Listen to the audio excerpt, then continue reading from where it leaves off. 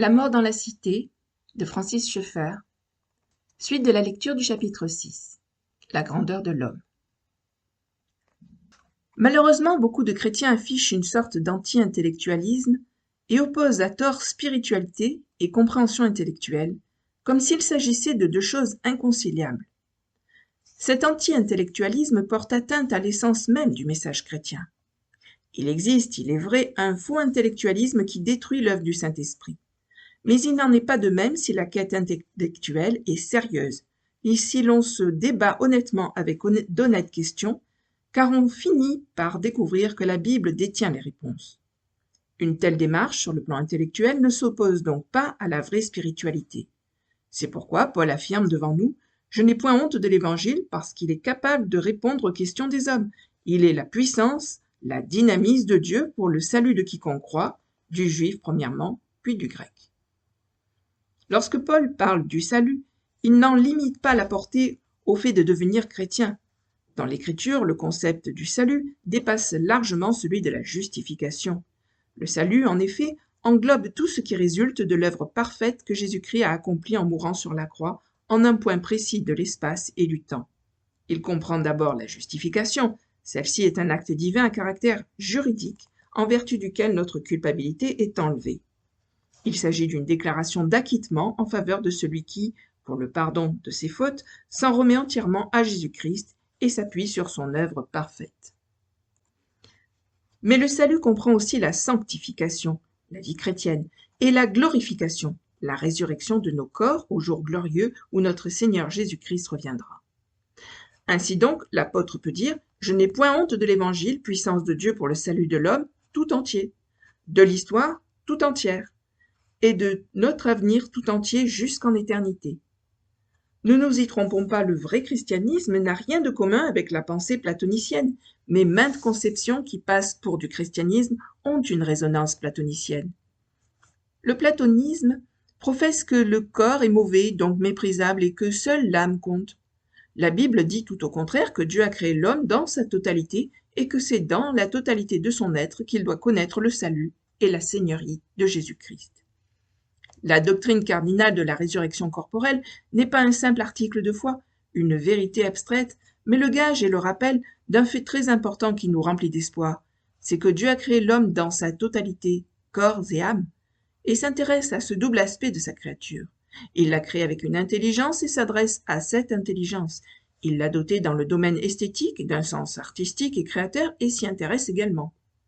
Le corps, l'intelligence, le sens artistique ne sont pas des choses viles, mais au contraire admirables. On peut les dégrader en les plaçant dans une perspective fausse, mais elles ne sont pas mauvaises en elles-mêmes. Donc, puisque Dieu a créé l'homme tout entier, et vous de l'intérêt à l'homme tout entier, le salut que Paul prêche s'étend par là même à l'homme tout entier. En outre, nous devons remarquer que le salut ne concerne pas seulement l'individu, mais encore toute la culture. Individuel, le christianisme l'est à coup sûr, si l'on considère que chacun, à son tour et pour sa part, doit naître de nouveau. Cette nouvelle naissance ne peut être collective. Pourtant, le christianisme n'est pas individualiste. Il convient de bien marquer la différence. Lorsque Dieu créa l'homme, il créa aussi une Ève, pour que des rapports finis et horizontaux puissent s'établir entre deux êtres. Et ces relations humaines ont une grande importance aux yeux de Dieu. En effet, la puissance de Dieu pour le salut doit aussi, dans son plan, apporter une réponse aux besoins sociologiques, agir sur les relations entre deux ou plusieurs individus. Dieu s'intéresse à l'homme tout entier, ainsi qu'à la culture née du jeu et de l'interaction des relations humaines. Ainsi, quand Paul affirme ne pas avoir honte de l'Évangile, puissance de Dieu pour le salut, ne pensons pas que cette puissance n'embrasse qu'une sphère très limitée. Au contraire, elle s'applique à toutes les divisions provoquées par la chute. Selon le point de vue chrétien, toutes les aliénations de l'homme, pour employer un terme à la mode, sont la conséquence de la chute, événement historique qui s'inscrit dans le temps et l'espace. Avant tout, nommons la séparation d'avec Dieu, puis la séparation d'avec soi-même, ce qui explique les problèmes psychologiques. Ensuite, la séparation d'avec nos semblables, d'où les problèmes sociologiques. Enfin, la séparation d'avec la nature qui est à l'origine de tous les problèmes que nous pose la vie dans le monde actuel, ceux de l'écologie par exemple. Tous ces mots appellent une guérison. Rien d'étonnant donc si Paul déclare « Je n'ai point honte intellectuellement de l'Évangile parce qu'il détient à coup sûr les réponses que l'homme cherche et qu'il est la puissance de Dieu pour le salut dans tous les domaines. Il s'applique dans ses réponses et sa signification à la fois à l'éternité et à notre situation dans la vie présente. » L'Évangile a une réelle grandeur. Si vous êtes chrétien, vous devriez être convaincu que le christianisme biblique n'est nullement de la camelote. Et surtout pas un système étriqué juste bon à s'appliquer à un infime domaine de la vie. Et si vous n'êtes pas chrétien, vous devriez vous rendre compte que le christianisme a une portée gigantesque, puisqu'il peut répondre à tous les besoins de l'homme, et sans solliciter de lui un saut dans l'irrationnel, mais en lui présentant de bonnes et suffisantes raisons. En exposant le contenu du christianisme, Paul montre que le salut qui englobe la justification, la sanctification et la glorification concerne l'homme tout entier. Remarquez aussi que Paul dit « du juif premièrement, puis du grec ». Un des traits saillants de la nouvelle théologie depuis Karl Barth jusqu'à nos jours, c'est l'universalisme, soit l'idée que tous les hommes seront finalement sauvés. Implicite chez Barth, cet universalisme devient explicite chez ses disciples. Pourtant, rien dans l'Écriture n'autorise un universalisme de ce genre. En revanche, en nous enseignant qu'un seul message répond aux besoins de tous les hommes, la Bible nous fait découvrir un autre universalisme, bien différent de celui de Karl Barth. Voici donc le langage du véritable universalisme biblique.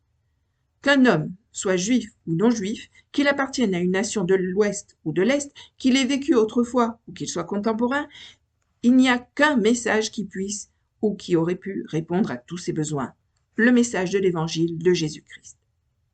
Comme Paul s'adresse aux deux catégories qui constituent l'humanité tout entière, les Juifs, c'est-à-dire ceux qui ont la Bible, et les Grecs, ceux qui ne l'ont pas, il signifie par là qu'il existe un message universel cadrant parfaitement avec la situation de tout homme et capable de répondre à la totalité de ses besoins.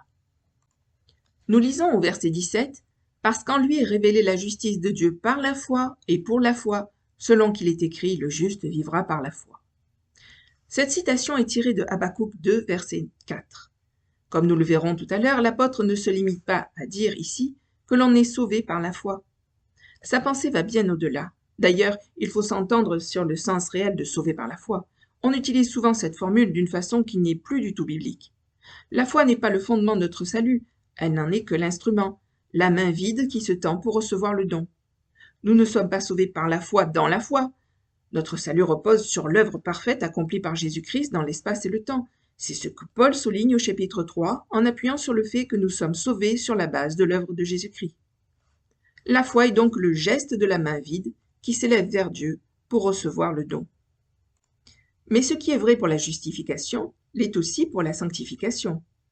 Ainsi, non seulement devenons-nous chrétiens par la foi, mais encore vivons-nous existentiellement par la foi. Le terme existentiel peut prêter à confusion. Il correspond parfois à un concept assez important pour mériter quelque explication. On l'emploie essentiellement de deux manières, soit pour désigner l'existentialisme, cette philosophie qui dénie à l'homme toute réelle ou raisonnable signification. Cette définition est très sommaire ici sans doute, mais nous nous en contenterons. Soit pour désigner la réalité de chaque instant, de moment en moment. Le chrétien doit rejeter la philosophie de l'existentialisme, mais insister en revanche sur ce qui est vraiment existentiel. En effet, la Bible n'enseigne pas qu'il soit normal de rester, après avoir accepté Christ, statique, toujours au même point, sans tendre à un progrès. Elle enseigne au contraire que le temps est un flux constant et qu'il est vital d'être en relation avec Dieu à chaque moment de l'existence. On ne commence donc pas la vie chrétienne par la foi pour demeurer ensuite sur place, on continue à vivre par la foi. L'enseignement de Paul à partir de Romains 5 est pour une grande part consacré à cette question. Le chrétien devrait donc être le véritable existentialiste qui suit le fil ténu de la durée et reste, d'heure en heure, en contact avec Dieu. Ce que l'apôtre enseigne ici, c'est une vie de foi d'instant en instant. Je me suis efforcé dans ce qui précède de préparer les esprits à l'exposé très soigneusement élaboré qui va de Romains 1, 18 à 2, 16, où l'apôtre s'occupe de l'homme sans la Bible. Tous les hommes, perdus ou sauvés, sont grands dans leur signification. Par le fait de sa création à l'image de Dieu, l'homme est admirable même dans sa déchéance. En créant l'homme, Dieu a voulu faire de lui un être responsable de ses pensées et de ses actes. Ainsi, l'homme façonne une histoire chargée de sens. Cela est vrai par rapport aux chrétiens comme aux non-chrétiens. de l'homme avec la Bible et de l'homme sans la Bible. Fin du chapitre. À bientôt, merci, au revoir.